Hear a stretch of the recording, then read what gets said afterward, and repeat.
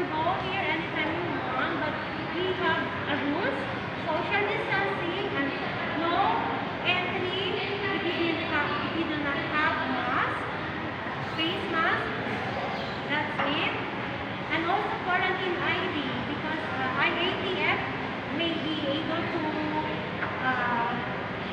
go inside this mall and charge us for violation if we allow people coming in here without any face mask or quarantine ID, or